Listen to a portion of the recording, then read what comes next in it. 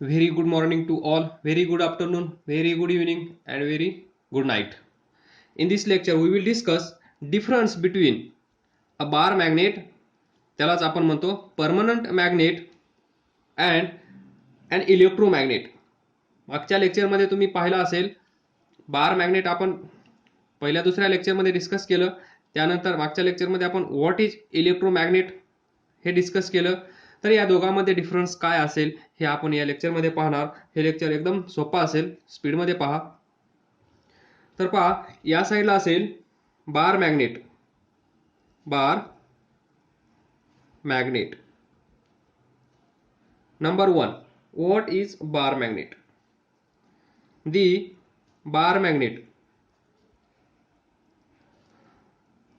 Bar magnet is permanent magnet.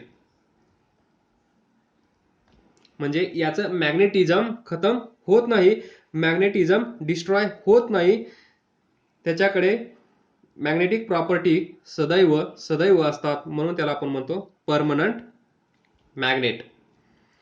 Then second, the permanent magnet produces weak force of attraction, that is bar magnet. Permanent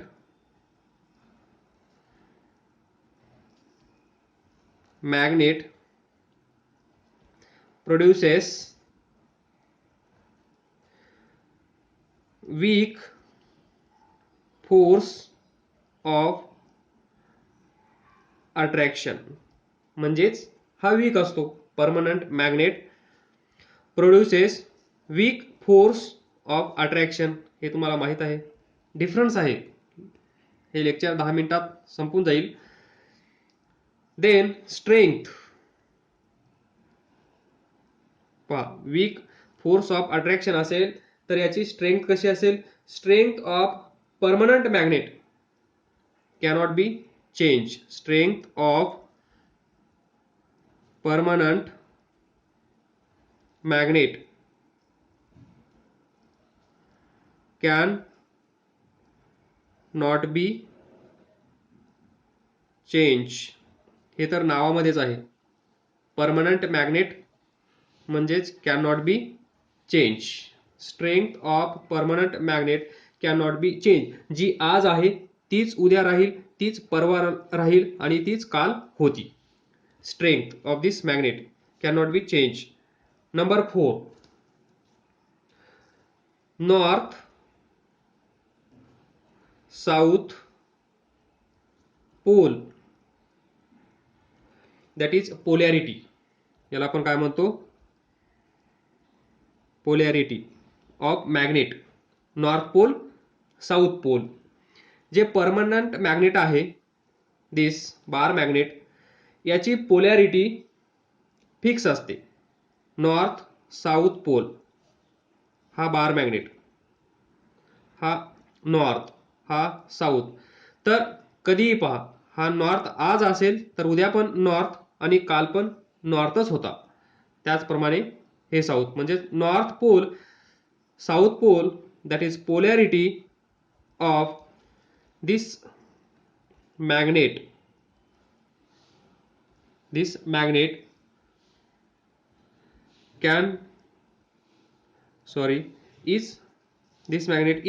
fixed. cannot change म्हणण्यापेक्षा direct आपण fix म्हणू शकतो. and that is we can say can not change.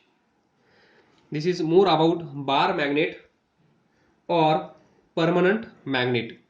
Now we will see what is electromagnet.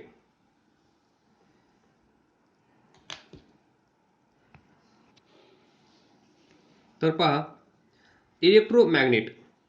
जर बार magnet, इथे पहा, the bar magnet is permanent magnet. मग electromagnet कसा असेल? याच्या अपोजिट. तर इलेक्ट्रोमॅग्नेट आपण पाहिलं मागच्या लेक्चरमध्ये. इलेक्ट्रोमॅग्नेट आपण ज्यावेळेस तयार करतो त्यावेळेस, म्हणजे त्या कॉइलमधून ज्यावेळेस आपण करंट पास करतो, दिस कॉइल, दिस इज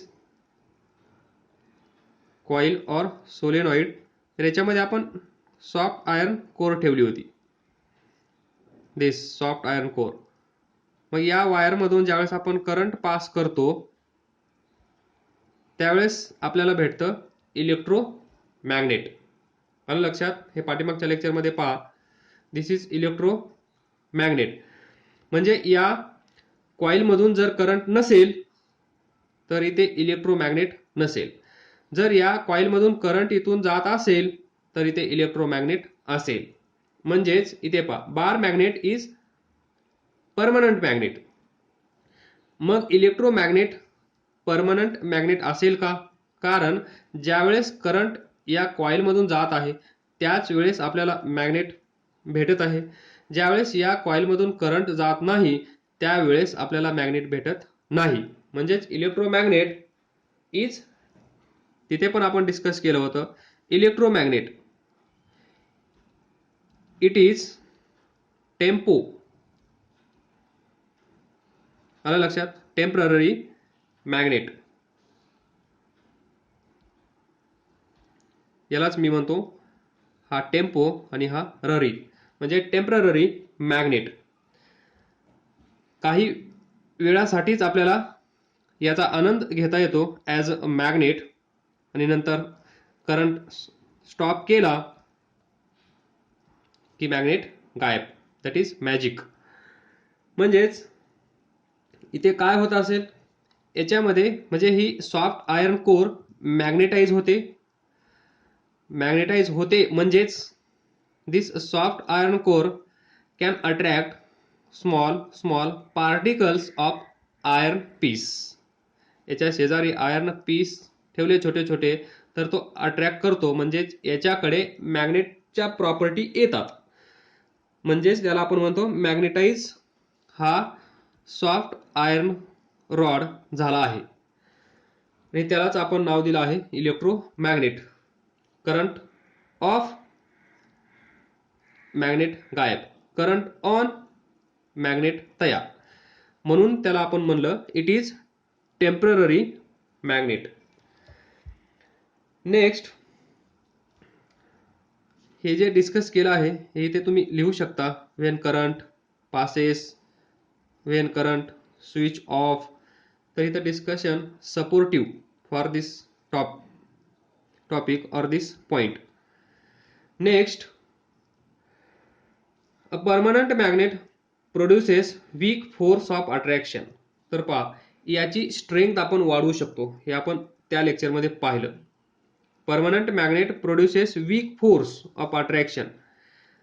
तर इथे जसं पाहिजे तसं आपण क्रिएट करू शकतो. म्हणजेच an electromagnet number 2, it can produce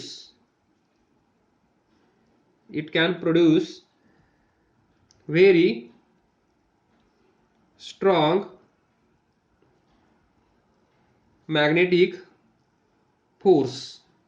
तुम्हाला माहित आहे, करंट इन्क्रीज करा लगेच मॅग्नेटिक फील्डची स्ट्रेंथ वाढेल. That is strong magnetic force. Number 3, strength of permanent magnet can not be change. हा जो बार मॅग्नेट आहे याची जी स्ट्रेंथ आहे ती चेंज होणार नाही नॉर्थ साऊथ. तर याची चेंज आपण करू शकतो. That is strength of electromagnet, strength of electromagnet can be change. इकडे काय लिहू शकतो आपण, strength can be change, strength can be change. कशी लिहा इथे आपल्याला माहित आहे, आपण बी ने डिनोट केलं होतं directly proportional to current. B directly proportional to N. जर इथल्या नंबर ऑफ कॉइल्स आपण वाढवल्या तर बी वाढतो. याच्यातून जाणारा करंट आपण वाढवला तर बी वाढतो, म्हणजेच स्ट्रेंथ ऑफ मॅग्नेटिक फील्ड. बी म्हणजे काय? Magnetic field. That is strength of magnetic field. जर करंट वाढवला तर वाढते.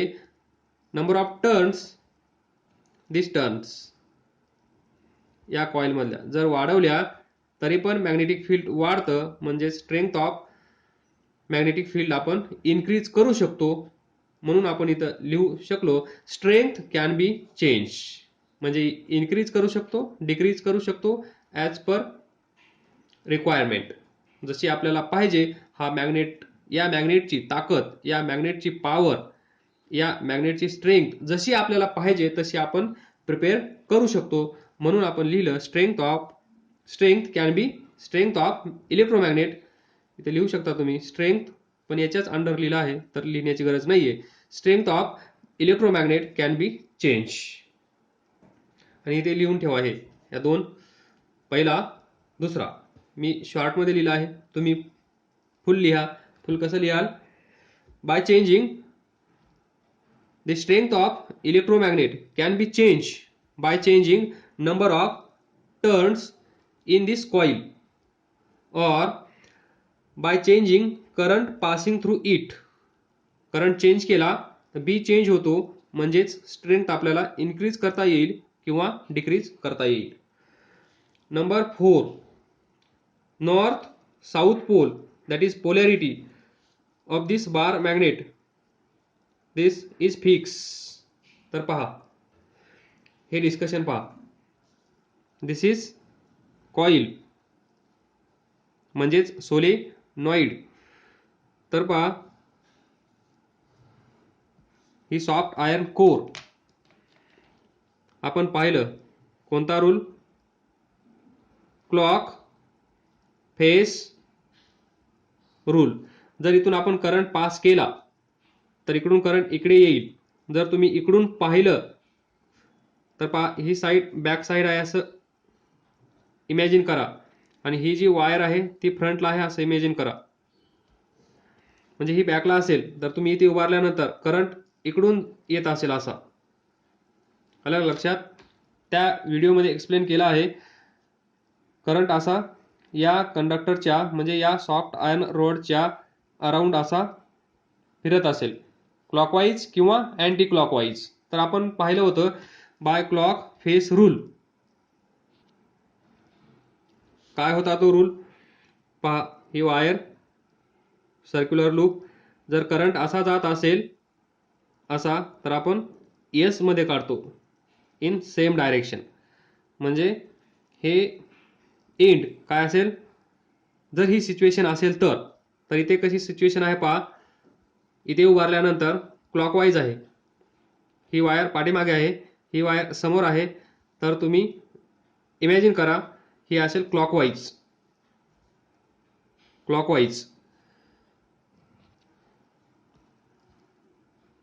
तर पहा ही असेल back side.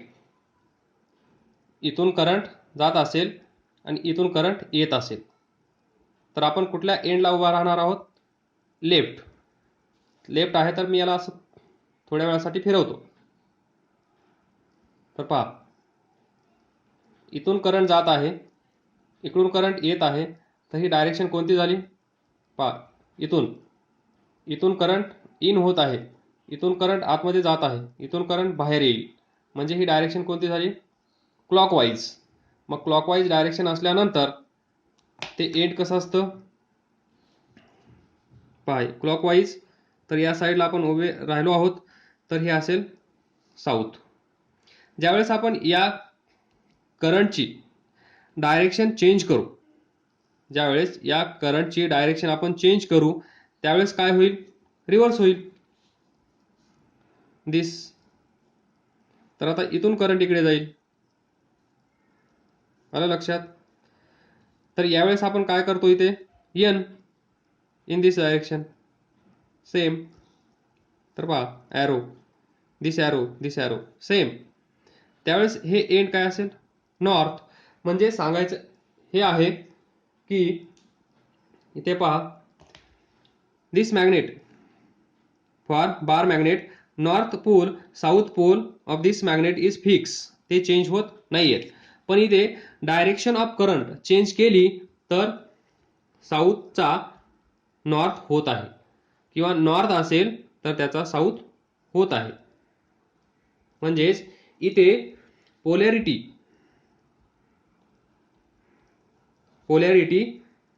Of an electromagnet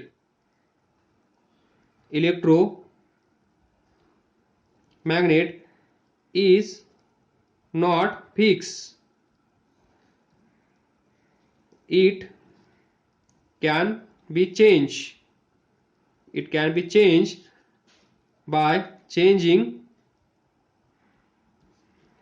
direction of current. हे पाठीमागे पण डिस्कस केलं आहे आपण. सो रिव्हिजन होईल तुमचं. By changing direction of current in coil.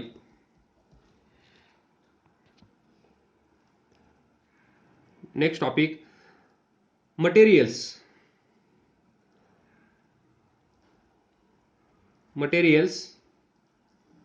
Use for this permanent magnet. मी फक्त सांगतो, हे काय एक्सप्लेन करण्यासारखं नाहीये. मटेरियल्स तुम्हाला पाठ करून ठेवायचे आहेत. तर पहा, पहिला असेल carbon, steel. these are all alloys. Material use for permanent magnet असं लिहा, अलॉय. अलॉय कशासाठी असतं हे माहिती आहे ना? To improve strength, quality, strength वाढवण्यासाठी आपण काय करतो? अलॉय तयार करतो. Number 2, chromium steel. Number 3, cobalt steel. Number 4, tungsten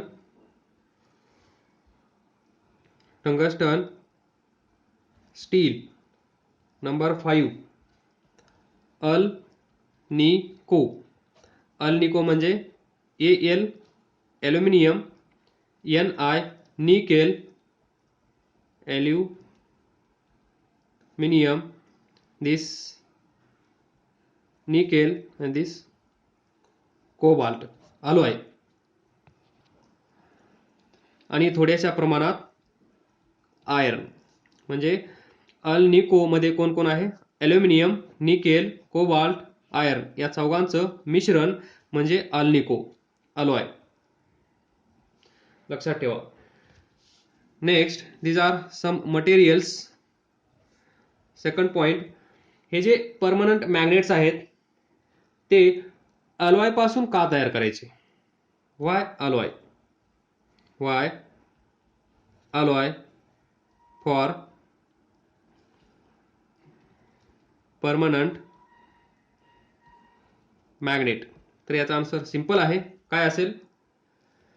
जी स्ट्रेंथ आहे, जे परमनंट मॅग्नेट्स आपण तयार केले आहेत बाय युजिंग दिस अलॉईज, त्यांची स्ट्रेंथ कशी असते? Strong. Than it's parent material, or we can say that ordinary steel. Normal steel जर आपण यूज केलं तर त्याची स्ट्रेंथ कमी असेल आणि त्याच्यापासून बनवलेलं अलॉय जर आपण यूज केलं तर त्याची स्ट्रेंथ जास्त असेल, म्हणून आपण अलॉय यूज करतो. That is permanent magnets of these alloys are much more strong than those made of ordinary steel. आपण असं म्हणू शकतो.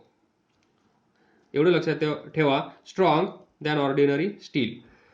Then applications.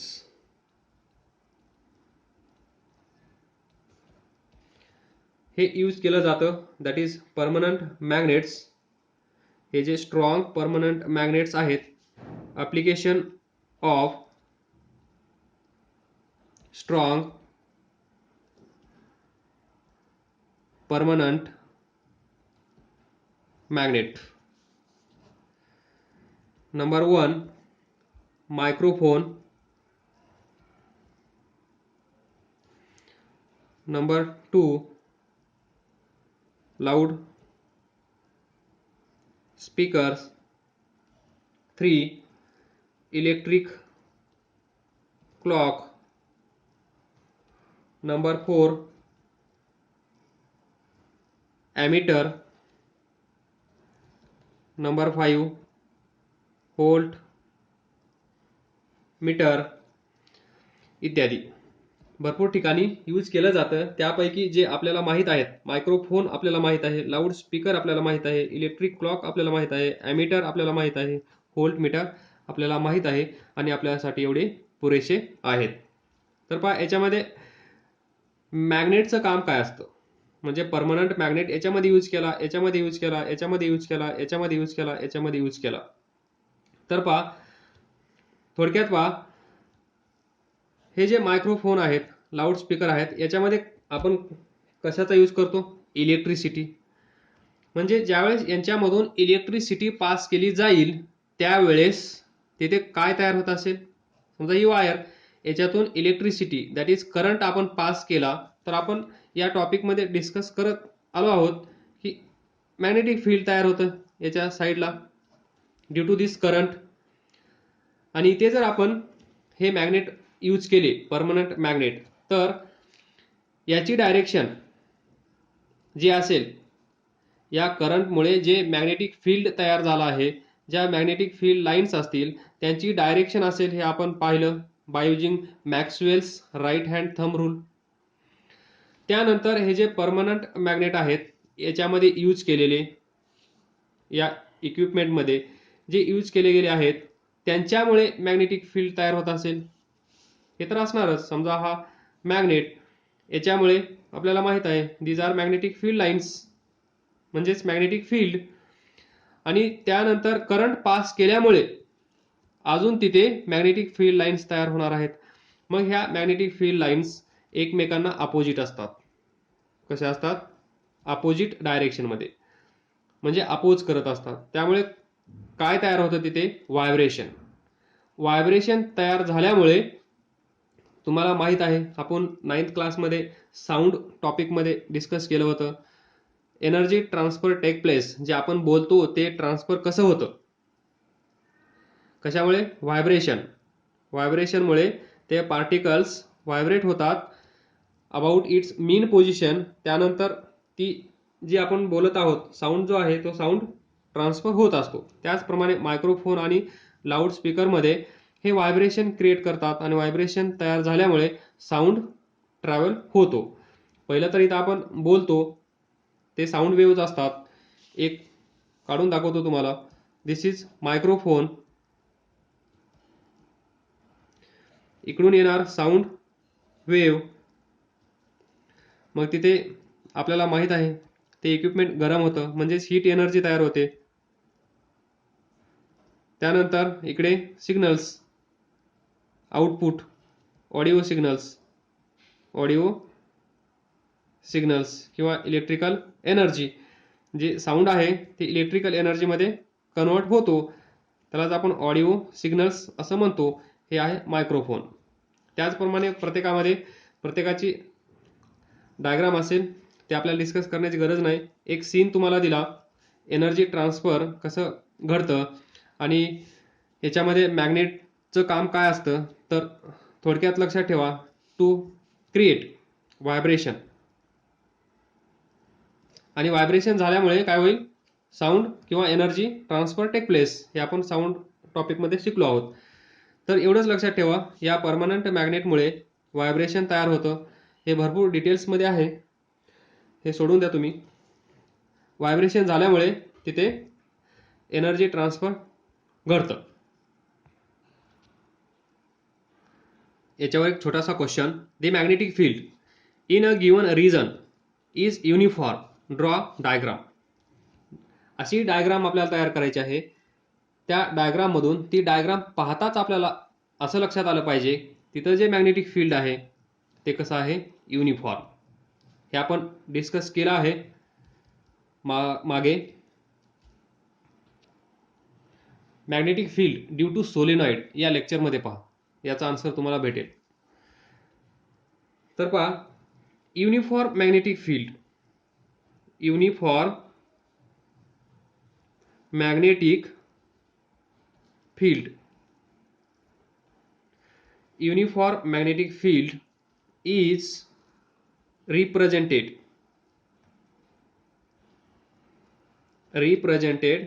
by drawing, हे तिथं एक्सप्लेन केलं आहे, by drawing parallel lines, equidistant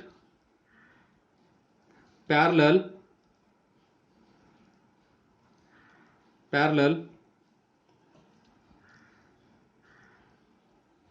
lines. त्या लाईन कशा असल्या पाहिजे? Straight.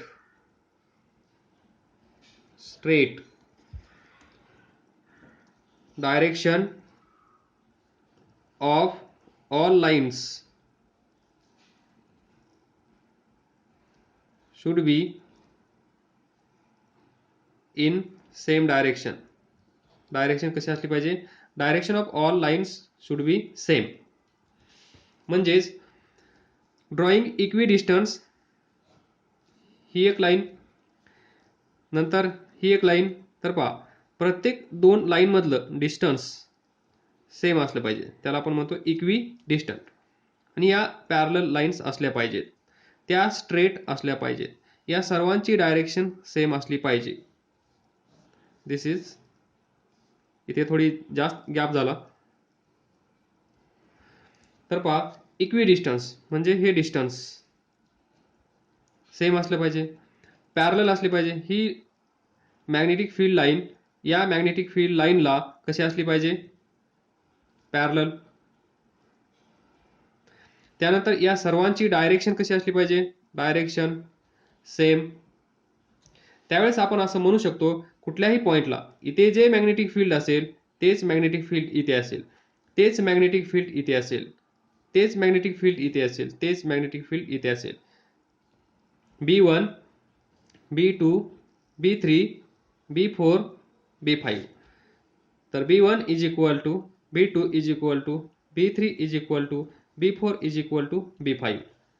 This is uniform magnetic field, असं आपण रिप्रेझेंट करतो.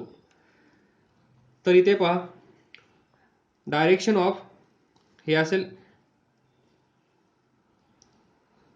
सोलेनॉइड असेल, तर या ज्या मॅग्नेटिक फील्ड लाईन्स आहेत त्या आपण magnetic field due to solenoid इथे पाहिले आहेत. तर याला कन्सिडर करा, the uniform magnetic field inside current carrying solenoid. What is this? Uniform, अगोदरची डायग्राम तुम्ही काढा, त्याच्यानंतर दुसरी डायग्राम काढा, ही कॉइलची. दोन डायग्राम वेगळ्या राहू द्या. युनिफॉर्म, मी त्याच डायग्रामला कन्वर्ट केला आहे. युनिफॉर्म मॅग्नेटिक फील्ड इनसाइड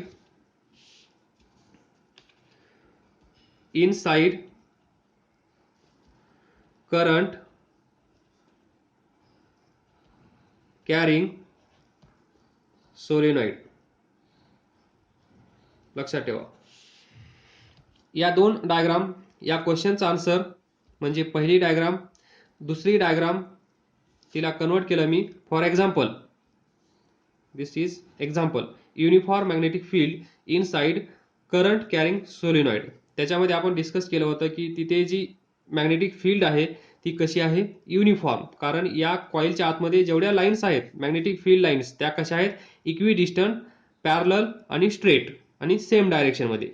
त्यांची डायरेक्शन कशी होती?